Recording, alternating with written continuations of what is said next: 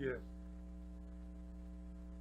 Fomos pegos de ontem para hoje com uma carga d'água, não foi? Então eu acredito que deve ter algumas pessoas debaixo dos lençóis nos assistindo agora. Mas olha, não deixa que a chuva tire você de estar aqui. Nós queremos dar as boas-vindas a todos vocês para essa nova estação que vamos começar nesse trimestre. Nós chamamos de Estação do Cuidado. É uma estação onde nós nos preocupamos em cuidar não somente das nossas vidas, o que isso, entendo, a gente já faz regularmente, mas cuidar do propósito de Deus para as nossas vidas e através da nossa vida. Durante esses 3 meses, esse trimestre, a gente dá ênfase em tudo isso. A gente primeiro planta uma semente e para que essa semente venha frutificar, ela precisa ser cuidada. Então aqui entra o cuidado, aqui entra a água, a irrigação, o adubo, o alimento, a nutrição. E para abrir essa estação do cuidado, nós tivemos o concerto de oração na última quinta-feira. Sempre um momento muito especial de oração, de intercessão. A cada trimestre nós fazemos isso como preparação para um novo trimestre, uma nova estação que estamos começando. Então tivemos aqui um público lotado da igreja, muita oração, muita palavra. Falamos sobre os diversos aspectos do cuidado, da importância de cuidar. Mas abrindo agora os domingos, nós temos uma nova série de mensagens que para esse primeiro mês, essa série vai se chamar Colocando a Minha Vida em Ordem. Porque esse é um aspecto do cuidado, né? Primeiro, antes de tudo, é cuidar da minha vida, cuidar de mim mesmo. Eu não posso cuidar de ninguém, nem da obra de Deus, se eu não estiver cuidando de mim mesmo. Então a gente vai ministrar aqui como organizar melhor as nossas vidas à luz da palavra de Deus. Vamos abordar, à luz da Bíblia, assuntos que nos ajudem a organizar melhor as nossas vidas, porque muitas coisas, elas bagunçam as nossas vidas e causam prejuízos. Por exemplo, a nossa vida, quando está, com esse termo, bagunçada, desorganizada, você vive muitos momentos de tristeza, porque não se conforma com o estado da sua própria vida. Vem a ira, porque a ira é fruto de uma insatisfação. E a gente, especialmente na vida matrimonial, quando você se ira muito, é porque você está tão insatisfeito, porque não está podendo lidar com a sua própria vida, nem com o seu casamento, e vem logo aquela ira. Ira é fruto disso, conflitos, de maneira geral, às vezes até doenças, né, psicossomáticas que a gente produz doença. O ser humano tem a capacidade de produzir doença. A doença nem queria se instalar, mas nós colaboramos para que ela se instale.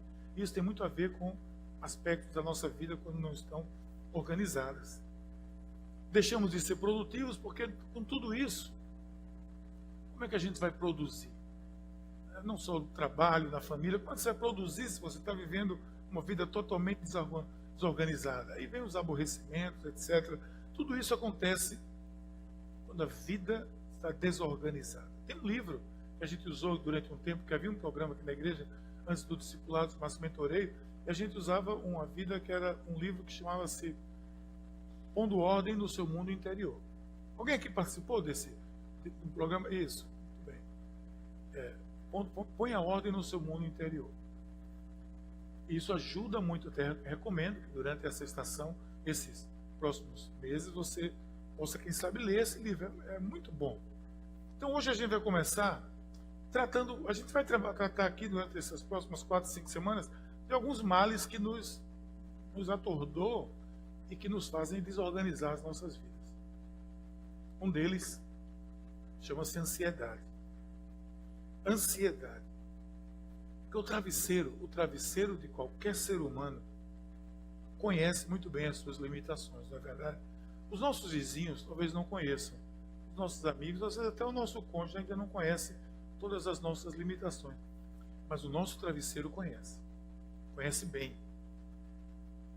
Ele sabe por onde anda a sua vida. Às vezes em situações que causam muita inquietação em nós. São muitas essas situações. Qual é o resultado disso? Qual é o resultado? Esse surgimento dessa ansiedade. A definição de ansiedade, quando você olha para o dicionário, na área da psicologia, que é o que a gente deve abordar, porque é que mexe com a nossa alma, o nosso ser, a definição de ansiedade diz assim: é uma condição emocional de sofrimento definida pela expectativa de que algo inesperado e perigoso aconteça, diante do qual o indivíduo se acha indefeso. Mas perceba que a definição é muito clara. É definida pela expectativa. E é uma expectativa que nem eu nem você sabemos nem do que se trata. Ansiedade, que foi considerado há algum tempo o mal do século, eu acho que ela vai virando o mal dos séculos. Porque é algo que mexe com a gente e é um medo de algo que nem aconteceu ainda. Você está tão ansioso que você já está sofrendo de véspera. Então essa é a definição na área da psicologia. E nos interessa, como eu disse, que é algo que afeta fortemente a nossa alma, a nossa mente. Tem a história de um sujeito, o cara estava, o nome dele era João, ele estava muito preocupado com a sua saúde. Em determinada semana, ele foi no médico, muito preocupado com a saúde dele. Ele foi no médico fazer um check-up, e o médico foi atender ele e disse, ele disse: e aí, doutor, como é que eu estou? Ele disse: olha, senhor João, o senhor não deve se preocupar. O senhor vai viver muito bem, pelo menos até os 60 anos de idade. Ele disse: mas eu tenho 60 anos. Ele disse: o senhor não disse que você ia viver bem até os 60 anos? E esse mesmo sujeito foi pegar um avião. Ele é uma pessoa muito ansiosa. Ele foi pegar um avião, o avião começou a balançar muito. Ele foi falar com a aeromoça lá, com o comissário de bordo, e disse: moço, diga uma coisa, com que frequência um avião desse cai? Aí o comissário disse: até onde eu sei, só cai uma vez.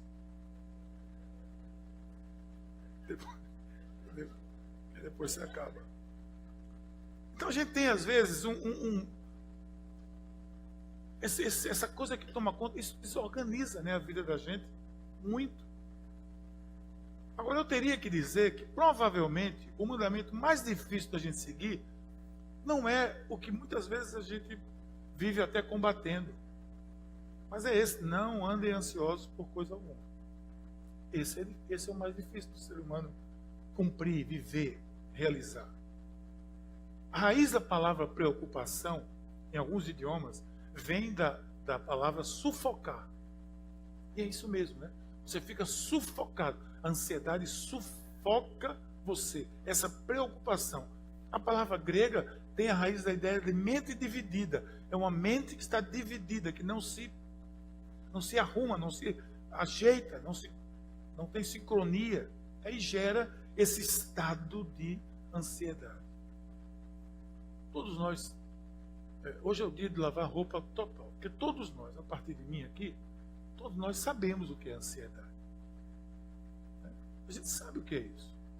E eu não seria pecado se eu dissesse a você que eu nunca fiquei ansioso na minha vida. Hoje, pelo menos, é um dia de muita ansiedade. Porque às 5 horas da tarde o Náutico vai jogar. Então, é um dia de muita ansiedade. Às 4 horas da tarde a gente fica ansioso. Né? São 14 anos de ansiedade. E um amigo meu judeu disse: não se preocupe, eu sei o que é esperar. Faz 5.000 anos que eu espero pelo Messias. Então, qual é a verdade acerca da preocupação sobre a ansiedade? A gente vai buscar onde? Ora, tem muitas fontes, mas uma fonte que a gente deve buscar é o que saiu dos lábios do nosso Senhor Jesus Cristo. Ele é o nosso mestre, é Ele que nos orienta, é Ele que nos diz o que fazer. Então, Jesus nos dá algumas pistas que o nosso gás aqui, hoje, está aqui, ó, o nosso gás, você pode pegar aí e pode me acompanhar. O que é que Jesus disse sobre ansiedade? Ele disse algumas palavras. A primeira coisa que ele disse é que a ansiedade não é algo racional. Você preenche aí, ó. Racional. Não é algo racional. Não é. Agora, não significa que quando você é ansioso, você é uma pessoa irracional. Nada muda o seu estado de racionalidade. Você é um ser humano, né? O ser humano é um animal racional. Mas a ansiedade não é algo racional no sentido de que ela não tem muito sentido diante daquilo que Deus fala para as nossas vidas. Olha o que Jesus disse lá em Lucas, nós lemos aqui. Dirigindo-se aos seus discípulos, Jesus acrescentou: portanto, eu lhes digo, não se preocupem com as suas próprias vidas, quanto ao que comer, nem com os seus próprios corpos, quanto ao que vestir. A vida é mais importante do que a comida e o corpo mais do que as roupas. E o que é que Jesus está dizendo aqui? Jesus está dizendo que a ansiedade não faz muito sentido, porque Ele nos diz que podemos ter muita coisa, mas se você não tiver tranquilidade, se você não tiver paz, você está desperdiçando tudo que você tem. Porque tem gente que não precisa se preocupar com a roupa. Tem gente que não precisa se preocupar com o que vai vestir, nem com o que vai comer. Não precisa se preocupar, porque tem suficiente. Sabe que tem para o mês que vem, sabe que tem para o ano que vem, pela sua própria situação de conforto financeiro, quem sabe. No entanto, se essa pessoa for uma pessoa intranquila, ela não vai desfrutar de nada do que ela tem. Até a boa comida vai dar gastrite nela. O que Jesus está tentando dizer é de que se você não tem tranquilidade, não tem paz, não adianta você ter tudo. Então não fique ansioso por isso, é isso que ele está tentando dizer. Por isso que não é racional. Porque quando a ansiedade chega, parece que o problema aumenta. Todos nós temos problemas e desafios. Mas parece que quando a gente começa a ficar muito ansioso com aquilo, minha garganta está meio ruim nesses dias, ela não vai muito bem. A coisa aumenta. O problema se avoluma. E por quê? Porque a ansiedade faz com que você foque no problema o tempo todo. Imagina você pensar em algo durante 20 minutos, é uma coisa. Você pensar em algo durante 2 horas, é outra. Você pensar em algo o dia todo, só vai crescer esse problema. Porque você vai começar a gerar inúmeras oportunidades ou possibilidades de aquilo acontecer. Eu não tenho nem tempo aqui para dizer o que eu gostaria de dizer nesse termo, mas é uma coisa acumulativa. Se isso acontecer, vai acontecer, e se isso tem uma variante para cá, uma variante para cá, daqui a pouco não vai acontecer nada amanhã e você já antecipou que vai acontecer uma tragédia. Isso é ansiedade. Jesus disse, então isso não é racional. Porque se eu estou dizendo a você que o que importa é a vida tranquila, com toda a proporção guardada, as pessoas que menos possuem, mas que têm uma certa estabilidade, são muito menos ansiosas do que as pessoas que muito têm. Porque as pessoas que muito têm, muitas vezes, se preocupam com o que vai satisfazer só é aquilo ali. Então ele tem que cada vez criar mais um patamar para ter mais, para ter mais. Isso gera ansiedade. O cachorro vira-lata, que anda pela rua, não é ansioso. O meu cachorro, que come 2 vezes por dia uma ração de alta qualidade, quando eu chego em casa, se eu chegar em casa 8 horas da noite, ele não sai do meu pé. Não é isso, Gabriel? Onde eu vou, ele vai batendo em mim assim, ó, com a cabeça. Ele tem um cabeção desse tamanho, fica batendo em mim. Eu fico testando ele. Eu vou lá pro corredor, outro dia ele atrás de mim. Ele não sai de junto de mim enquanto eu não botar o prato de comida dele. Mas o vira-lata que está na rua, ali naquele food truck ali, pega um negocinho, depois pega outro ali, ele não está nem preocupado com o dia de amanhã. Então não é racional, é nesse sentido. Também Jesus disse que não é algo natural. Quer ver? Eu coloquei. Não é natural também. Não é. Eu vou botar aqui no meu gás. Eu coleciono esses gás para ter como um arquivo para mim, porque às vezes isso ajuda tanto, especialmente na sua semana, na sua célula. Anota essas coisas. Não é natural. Ele diz assim: observe os corvos. Eles não semeiam, nem colhem, não têm armazém, nem celeiro, contudo Deus os alimenta. E vocês têm muito mais valor do que as aves. Quem de vocês, por mais que se preocupe, pode acrescentar uma hora que seja a sua vida? Aqui Jesus está baseando agora na natureza. Ele diz que a ansiedade não é algo natural. Ele fala acerca dos pássaros. Eu não conheço muito acerca de pássaros. Na minha infância, eu ainda tinha essa irracionalidade de criar pássaro. E eu fazia armadilha, né? Para pegar passarinho lá nas Campinas, quando aqui na Setúbal tinha campina, em vez de prédios tinha campinas. A gente botava lá o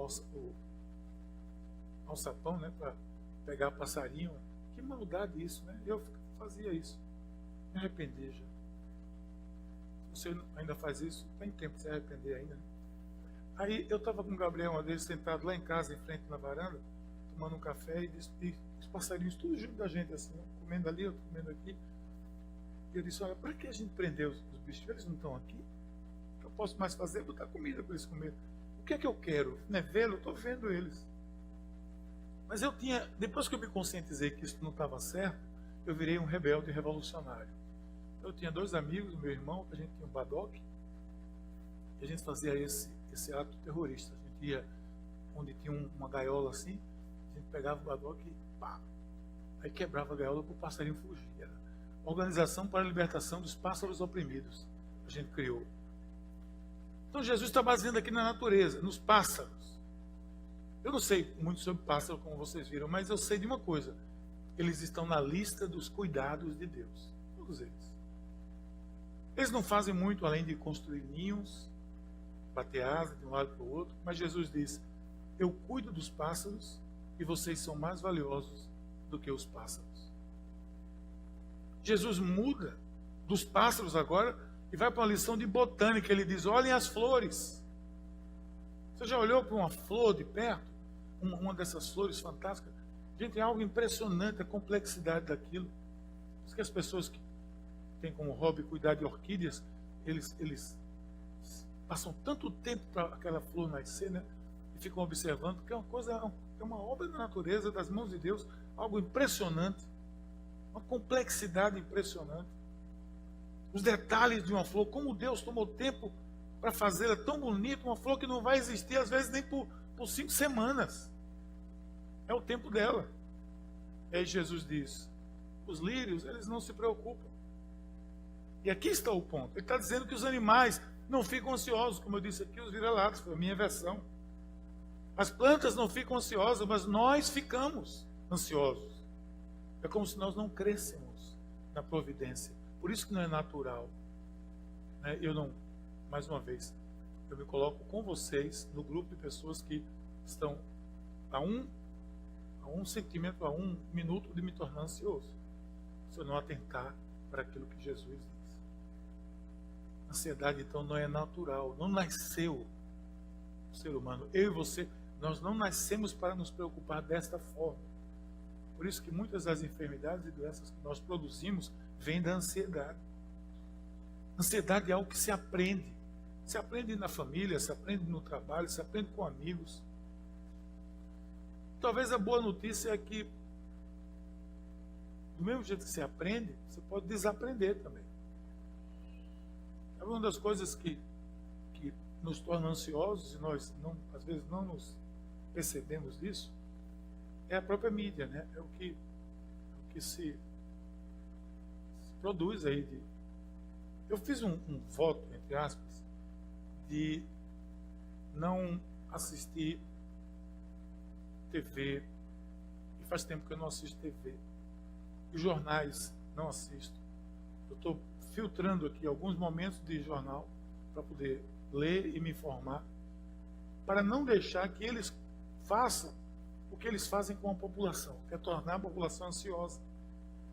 Porque Porque nós temos um jornal, por exemplo, chamado Jornal Nacional, ou qualquer outro desse, que você vai assistir e vai dizer, no Rio de Janeiro, o sujeito ia andando pela rua e 7 ficantes, sei lá quem for, com armas, pegaram ele, assaltaram, mataram ele, a família, e ele foi embora. Aí depois vem outro e vai dizer, lá no Jardim Botânico, em São Paulo, aconteceu um assalto não sei aonde. Lá não sei aonde aconteceu. E você vai dizer, e eu com isso? E eu com isso? Imagine o grau de ansiedade que está gerando em você. Algo que não passou nem perto de você. Eu tenho um amigo meu que mora no Rio de Janeiro, um escritor. Ele diz, Miguel, eu moro no Rio de Janeiro, moro numa situação que podia estar muito ansioso, mas eu me defendo disso, porque eu ando na rua e tal. Eu quero me proteger desse produtor de ansiedade, de coisas que não tem nenhum vínculo com a sua vida, mas pela nossa, talvez a nossa imaturidade mesmo, como seres humanos, nós nos deixamos consumir por elas.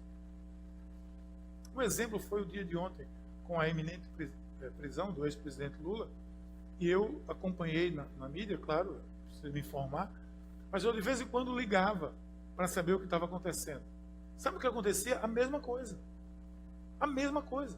Aí eu liguei de novo, poxa, não aconteceu nada, já faz 3 horas que eu liguei, de novo a mesma coisa, e de novo a mesma coisa. E os repórteres parecem que têm a maior cara de pau do mundo de repetir a mesma coisa 200, 300 vezes, gerando uma ansiedade na população desse país todinho.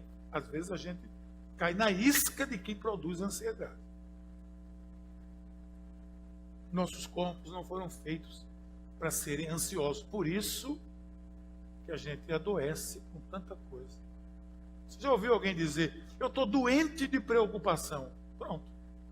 É isso mesmo. Fica doente. Mas tem uma palavra bíblica. Você pode guardar no seu coração. Diz assim, o coração ansioso deprime o homem, mas uma palavra bondosa o anima. Olha, o coração ansioso deprime o homem. Tudo que por aí vão fazendo, deprime você. Mas uma palavra bondosa, que vem do próprio Deus, anima. Então, Jesus diz também que a ansiedade é improdutiva. Ela não é produtiva, não é produtiva. Ela não é produtiva. Ou seja, ela é improdutiva. Por quê? Quem de vocês, disse Jesus, por mais que se preocupe, pode acrescentar 1 hora que seja a sua vida. Pois se nem ainda podeis as coisas mínimas, por que está ansioso pelas outras? Jesus está dizendo isso. O que Jesus está querendo dizer com isso? Isso não funciona. Versículo 27, ele diz, quem de vocês, por mais que se preocupe, pode acrescentar 1 hora? Eu estou dizendo que você não vai se preocupar? Claro que não. Mas quando Jesus diz, não vos preocupeis demasiadamente com o dia de amanhã, ele está dizendo, não morra de véspera. Porque você está aniquilando a esperança. Você está aniquilando, você está matando a esperança. Você já está dando o veredicto. Vai acontecer. E aí constrói tudo isso. Ele diz que a ansiedade não pode fazer você mais alto, mais baixo, mais magro, mais gordo, nem fazer você viver mais anos. Não adiciona um dia sequer. Não pode mudar o meu passado, mas pode bagunçar o meu presente. Não muda o meu passado, mas ela pode destruir, desordenar o meu presente. Quando criança, eu tinha uma mesada. Talvez vocês também tivessem isso. Quando eu tinha uma necessidade, meu pai dizia, pai, o senhor pode me dar dinheiro para comprar isso? Normalmente era não. Ele não tinha mesmo. Ele não sabia. Mas eu nunca me preocupava com a ideia assim, de onde ele vai tirar esse dinheiro? Será que ele vai poder... não, jamais passou pela minha cabeça essa preocupação. Eu apenas pedia o dinheiro. Ele tendo, me dava e eu usava.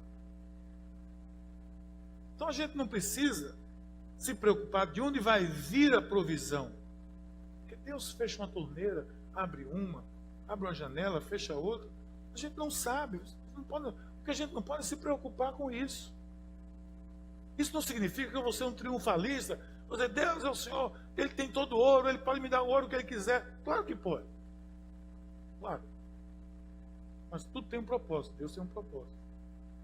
A nossa fonte de suprimento não é ninguém, nem é trabalho, nem é projeto, nem é investimento.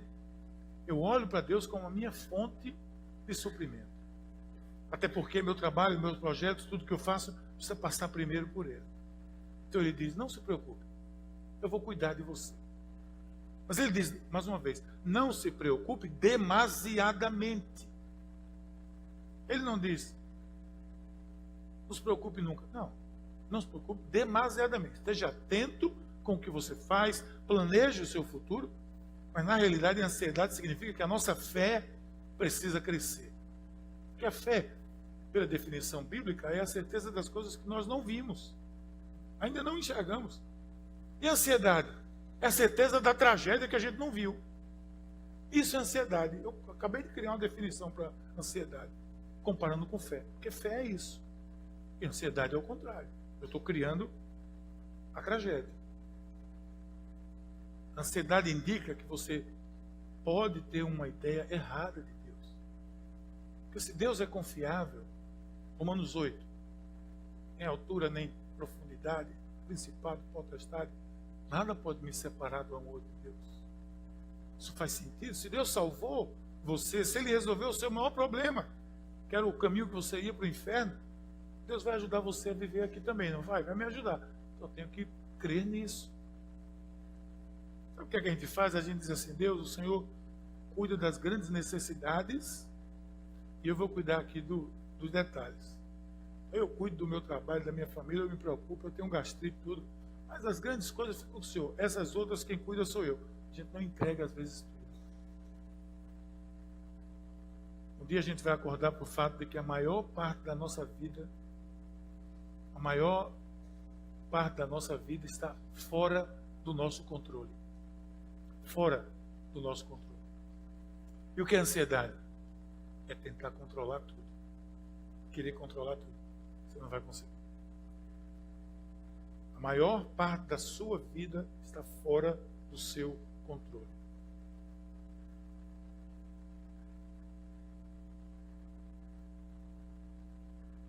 Quando você lê isso aqui, você pode tornar-se o que você desejar. Tem por aí umas filosofias, uns livros de autoajuda, que vai dizer assim, você pode ser o que você desejar.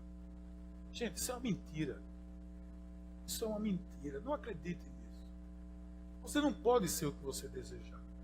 Se você é um cristão, você não pode ser o que você desejar. Porque o seu desejo tem que estar submetido ao Senhor. Jesus não é batedor seu, não. Ele vai na frente e você vai dizer, Senhor, eu vou por aqui, vai abrindo o caminho aí que eu vou fazer meu caminho. Não. Ele está com você aqui. Ele está dizendo para onde você ia, é por ali, viu? É por aqui. Não é você que diz para onde vai, não é verdade? Então que história é essa de que você pode ser o que você desejar? Isso é coisa desses métodos aí, dessas filosofias esquisitas. Olha, eu quero cantar como Luciano Pavarotti. Venho para o garagem, vou para o garimpo, vou para conservatório, vou estudar no Bossói, vou fazer música no exterior, doutorado, e a minha voz é essa. Pavarotti não vai rolar aqui nunca. Eu não posso ser o que eu quero, o que eu desejar. Não é racional isso. Eu não posso ser o que eu queira ser, mas posso ser o que Deus deseja que eu seja. É de lá que vem a significância, é de lá que vem o sucesso, é de lá que vem a realização, o valor pessoal, o propósito. Quando eu me torno o que Deus planejou em mim e paro de tentar ser outra coisa. Tem que tentar ser outra pessoa. Nós temos um mal nesses tempos que é uma ansiedade que é gerada pelas redes sociais. As redes sociais, elas, especialmente algumas, elas só mostram. Estou dizendo que a rede social é ruim, não, é um instrumento fantástico, graças a Deus por elas. Mas tem algumas redes sociais que só mostram o sucesso das pessoas sorrindo, comendo bem. Já disse a você aqui, fotografia de prato, etc. Só tem pessoas sorrindo, só tem pessoa feliz. Aí você às vezes não está feliz, mas como é que pode? Você pode estar tudo feliz aí, eu não estou. Ah, vem a ansiedade.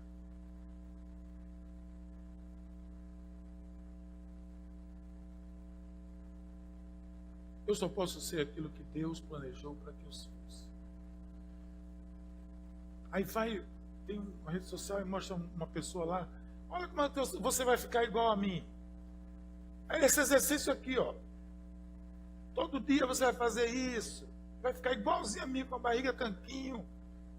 O resto tudo no lugar, etc. E você se mata diante daquele negócio que lá faz e não rola aquilo ali. Aí você fica o quê?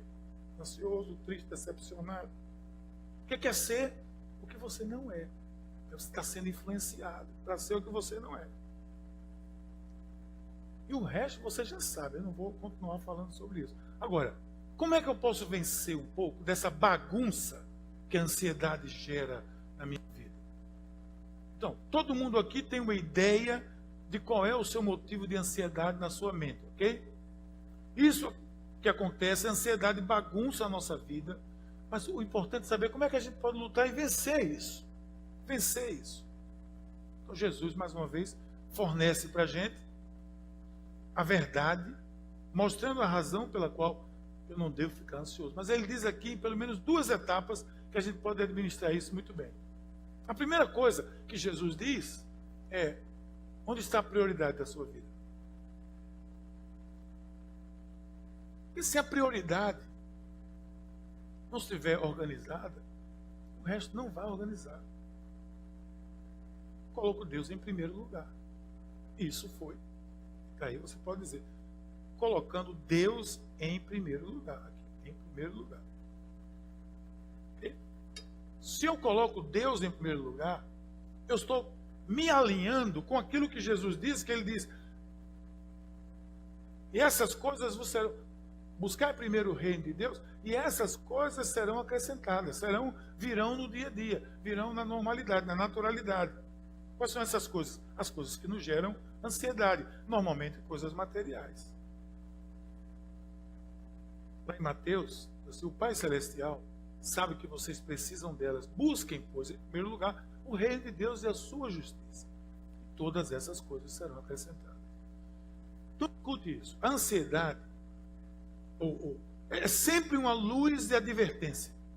Quando eu fico ansioso ou ansiosa, isso significa algo está errado. Alguma coisa está ocupando o primeiro lugar na minha vida. Então, qualquer área onde Deus não seja o primeiro lugar em nossas vidas, vai se tornar uma fonte de ansiedade. Relacionamento, lazer. Lazer pode ser uma coisa com ansiedade. Se a primeira coisa da sua vida, qual é a meta da sua vida? Viajar muito. Pronto. A grande meta é essa. Os pilotos já acham isso um tormento. Mas tem gente que diz, qual a meta da sua felicidade?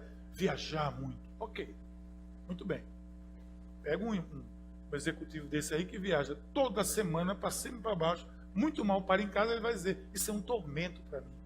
Isso é um tormento, eu queria viajar menos. Mas tudo bem, viajar muito. Aí você coloca como primeiro lugar. É um lazer, algo bom, é uma recreação. Mas você vai viver em função disso. E se isso não acontecer na medida que você está achando que precisa, você vai começar a ficar ansioso. O trabalho é uma fonte de ansiedade. Tudo. Não importa o que seja, o que não ocupa o primeiro lugar, Deus não ocupando o primeiro lugar, essa área se torna uma fonte de preocupação para você. Só para você.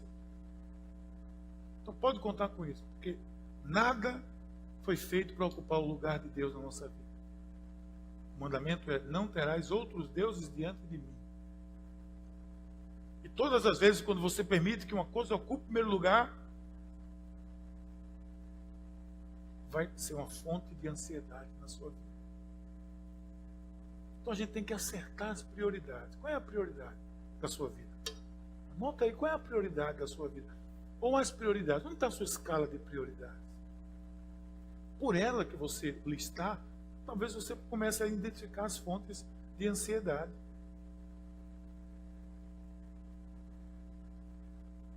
A gente diz, Deus, tu me desse tudo isso.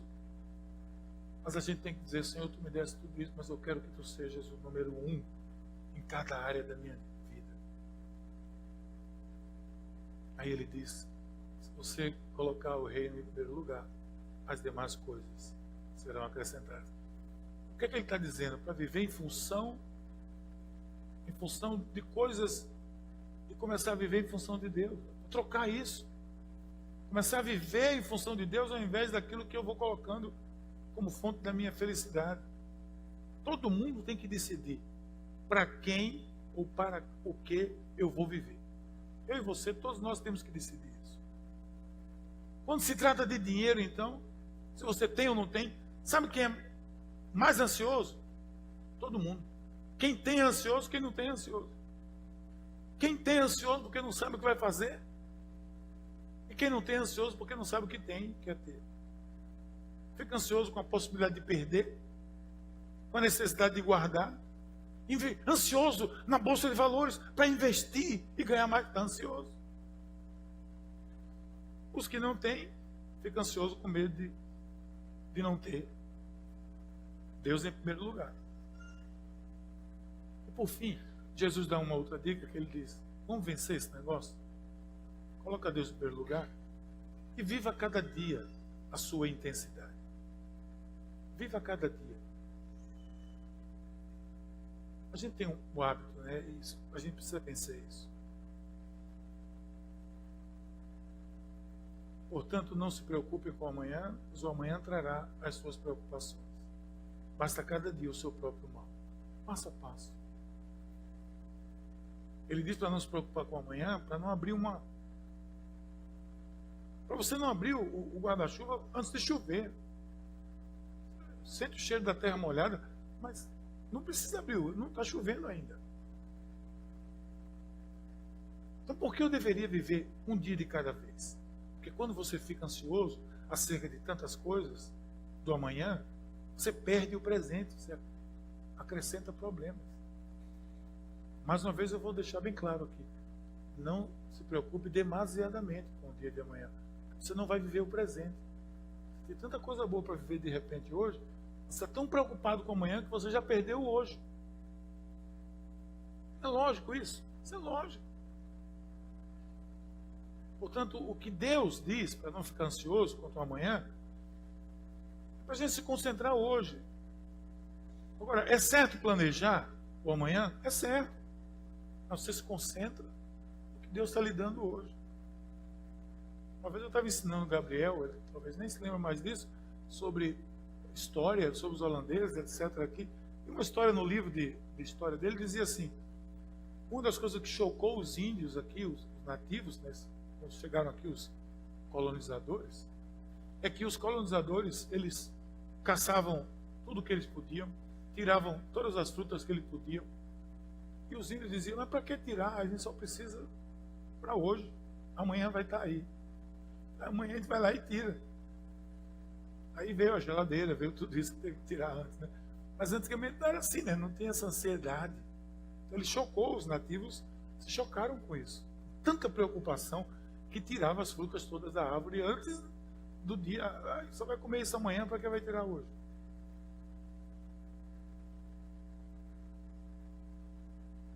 Você vai perder o hoje se você ficar pensando só no amanhã. Pense no amanhã na medida certa. E aproveite o hoje. A gente ora ao Senhor: o Senhor nos dá o pão de cada dia. Nos dá o pão de cada dia. Mas tem gente que ora: Senhor, me dá o pão mensal, o pão do ano, o pão do triênio, antes que eu morra de ansiedade. Porque Deus quer que a gente dependa dele um dia de cada vez. Um dia de cada vez. Segundo a Crônica 20, mostra a história de Josafá, que eu vou terminar com isso, rei de Israel. Ele ia para uma batalha com 3 nações inimigas. Ele era minoria, 3-1. Não havia nenhuma possibilidade de vitória. Quando ele parte para a batalha, Deus diz: espere, Josafá. Eu quero dizer a você assim: antes de você ir, você não vai lutar nessa batalha, porque quem vai lutar com você sou eu. Essa batalha não é sua, é a batalha de Deus. Agora, deixe-me perguntar: o que é que eu estou deixando, o que é que está deixando você ansioso nesta manhã? Hoje, são as suas finanças, são as suas lutas, é a sua saúde? Bom, Deus quer dizer isso a você aqui, e eu termino dizendo isso: a batalha não é sua, é de Deus, Ele está com você. Ou nós somos cristãos e cremos nisso, ou nós estamos brincando de cristianismo. Observe a salvação do Senhor que está com você. Ele vai trabalhar em seu favor se você crer nele, se você o colocar em primeiro lugar em todas as áreas da sua vida. Se você viver um dia de cada vez, se confiar nele para lidar com as coisas que estão fora do seu controle, para não gerar gastrite, para não gerar ansiedade que gere tanta enfermidade na sua vida. Então, essas são apenas, que nós vimos aqui, algumas pistas para organizar a nossa vida. Que eu e você lutamos com isso no nosso dia a dia. E nós precisamos fazer essa reflexão. Porque nós lutamos com isso no nosso dia a dia. Você luta, eu luto, todos nós lutamos. Se nós não estivermos atentos a isso, por isso que anotar essas coisas é importante e guardar para você, porque quando você anota e guarda, você pode novamente voltar ali e ver o que você aprendeu e voltar aos textos bíblicos e ser motivado pela palavra do Senhor, para que a gente se lembre disso, que ele diz, eu estou com você, nós estamos juntos nessa. Aconteça o que acontecer, Deus tem o melhor para mim. Aconteça o que acontecer. Porque, se eu não crer nisso, eu não acordo. Eu não acordo. É nisso que eu creio. É nisso que a igreja quer. É isso que Jesus ensinou para a gente. Nós não somos corvos, nós não somos passarinho, bem te vi. Nós somos filhos de Deus, criaturas amadas do Senhor, que Ele cuida de nós. Então, quer arrumar a sua vida? Quer começar a arrumar a sua vida? Comece pela ansiedade. Comece tratando a ansiedade. E essa bagunça que ela gera em nossa vida vai começar a desaparecer. Vai começar a desaparecer, na medida que a ansiedade vai desaparecendo também. Que tal se a gente fechar os olhos e orar?